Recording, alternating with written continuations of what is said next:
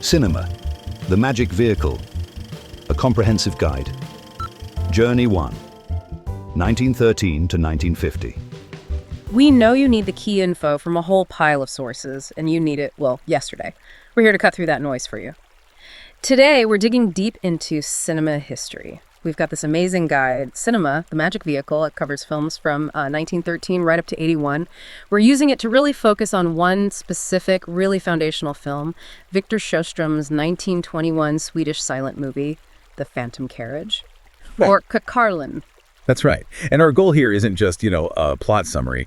We want to use these sources to really get how early cinema ticked. Where did the tech meet the big literary themes? And why is this film seen as this great masterpiece, but also kind of flawed? Uneven is the word the source uses. Yeah, and that's where Cinema, the Magic Vehicle, is so valuable, isn't it? It's not just a list. It gives you the context, the political stuff, social changes, how all that shaped the filmmakers and what they were trying to say. It's a shortcut to the why. Okay, so let's dive in. Starting with the roots of the Phantom Carriage. It's Swedish, directed by Victor Sjöström, and it comes from a story by Selma Lagerlöf, who won the Nobel Prize. Right, and Swedish directors seem to really gravitate towards her work. Her writing was obviously powerful, but what made it work so well for silent film, you think, without the words? Well, it was the whole mood, wasn't it? She tapped into centuries of this Scandinavian folklore, but mixed it with this really intense kind of brooding atmosphere that felt very contemporary, resonant. That visual potential was perfect for silent cinema's dramatic style. And the sources mention there's a really personal angle to this story for Lagerlöf. Oh, absolutely. Deeply personal. The story turns on this character, David Holm, a drunkard whose life is falling apart. And Lagerlöf's own father was an alcoholic. Sjöström knew this, and it gives that whole redemption arc this incredible weight. It's not just a story. And that folklore element you mentioned, that's the engine of the plot, right? The ticking clock. Exactly. The core legend is this. If you die right at midnight on New Year's Eve, tough luck. You are forced to drive the Phantom Carriage, collecting the souls of the dead for the entire next year. It's this grim, inescapable fate. Okay, so this sets the stage for David Holm. And he's not exactly starting out as a hero. A drunk, abusive to his family. The film kicks off with him getting knocked out in a fight in a cemetery right on the stroke of midnight. Precisely. And bam, he's visited by the ghost of the guy who died the year before, who happens to be one of his old drinking buddies and also a villain. David's now potentially the next driver. But what happens next isn't straightforward. It's this kind of dream journey where he has to confront his whole past. Right, the big reckoning. He has to see how far he's fallen, and especially his impact on Sister Edith, the Salvation Army nurse. Yeah, and that's the real gut punch. He sees how hard she tried to save in this desperate effort, and then realizes he's the one who gave her tuberculosis. He infected her. That is just brutal, especially for 1921 cinema. They didn't shy away from the darkness to get to that redemption. The structure sounds incredibly tricky. On paper, you've got flashbacks, inside flashbacks, all layered within this dream state. But the source actually praises Sjöström for making it all hang together with remarkable clarity. How did he pull that off? It's about pacing and using that figure of the phantom coachman. He acts as this sort of eerie guide, linking everything together.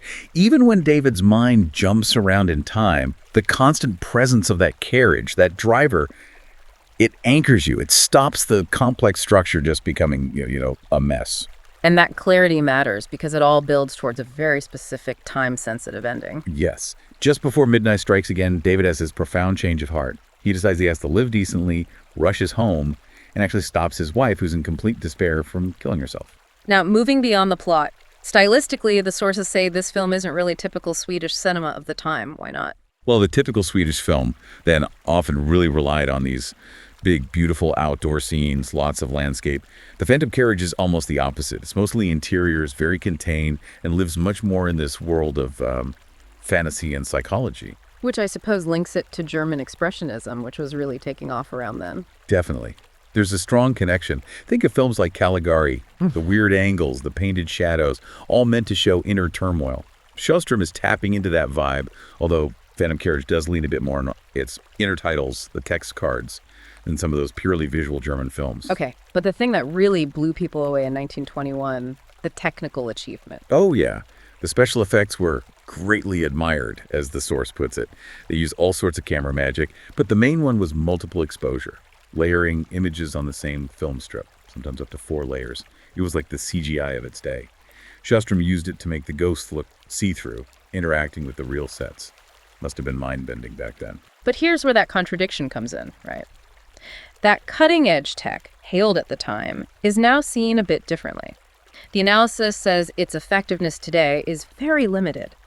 It even suggests Sjöström was maybe heading down the wrong path, that he was better with simpler outdoor films like The Outlaw and His Wife. And that technical critique connects right into the film's other major criticism, the content. The source points to excessive moralizing, sentimentality, and a naive description of the life of the poor. Didactic pathos, they call it. Exactly.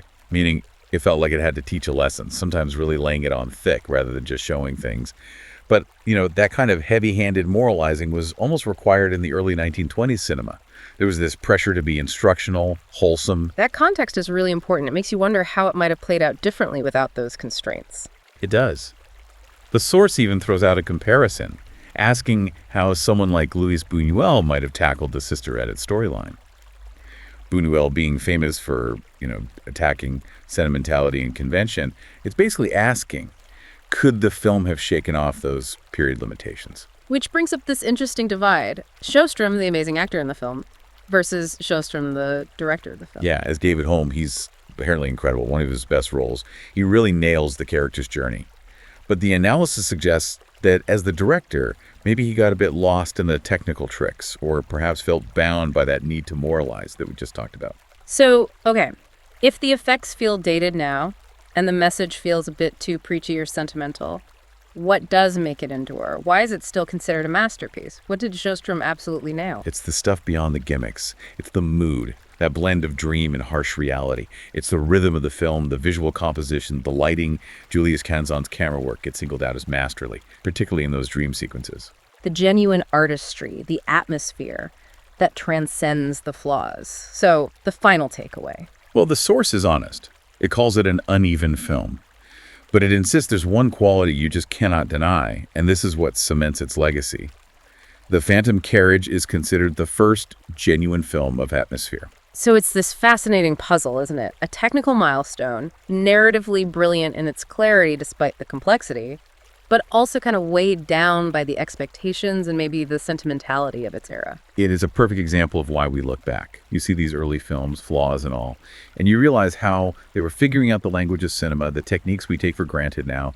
They laid the groundwork. And thinking about those special effects, Sjöström's 1921 state-of-the-art tech, the multiple exposures being so impressive then, but kind of losing their punch now, it really makes you think, doesn't it? Yeah. What about the super expensive, complex CGI in today's blockbusters? Will that look dated in a few decades? Will our technical marvels fade just as fast, leaving only, the real feeling, the atmosphere of a film as the thing that truly lasts? That's definitely something to chew on until the next deep dive.